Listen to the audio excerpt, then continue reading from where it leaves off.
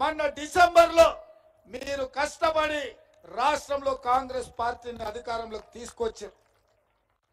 దురదృష్టవశాత్తు జంట నగరాలలో కాంగ్రెస్ పార్టీ ఎమ్మెల్యేలను గెలిపేయలే. ముషీరాబాద్ నుంచి అంజన్ కుమార్ యాదవ్ను గెలిపించుంటే ఇవాళ రాష్ట్రంలో మంత్రి అయి ఉండేవాడు, మీ ప్రాంతాన్ని అభివృద్ధి చేసి ఉండేవాడు.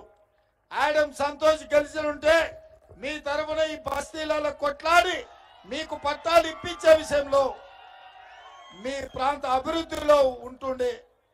అదే విధంగా నీలిమ గారిని గెలిపించిన మీ గొంతు శాసనసభలో వినిపిస్తుండే. ఈరోజు దురదృష్టం జంట నగరాలలో మనకు ఎమ్మెల్యేలు గెలవలేదు. సరే, ఎమ్మెల్యేలు అయితే గెలవలేదు, కానీ ఈ నగరం గల్లీ నుంచి ఢిల్లీ వరకు మీ వాణి వినిపించడానికి ఎన్ఎస్యుఐ అధ్యక్షుని మన ఎన్ఎస్యుఐ అధ్యక్షుని ఈరోజు ఎమ్మెల్సీగా మనం చేసినాం.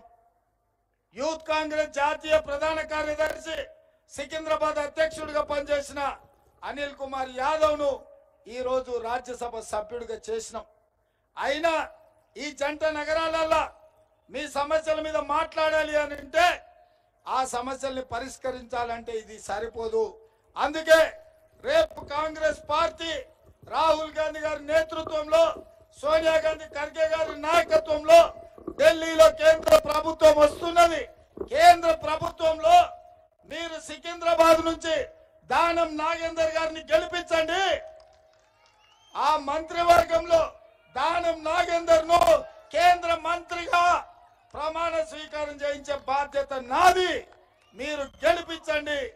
ఈ జంట నగరాలను అభివృద్ధి చేసే బాధ్యత జంట నగరాలకు, సికింద్రాబాద్ పార్లమెంటుకు మంత్రి పదవి తెచ్చే బాధ్యత నాది. ఇవాళ కిషన్ రెడ్డి గారు కూడా మంత్రి అయ్యిండు, ఢిల్లీకి పోయిండు. ఏమైందా? ఏదైనా సమస్య పరిష్కరించిండా? మనకేమన్నా నిధులు తెచ్చిండా? 2021లో వరదలు వచ్చి మన పేదోళ్ళందరూ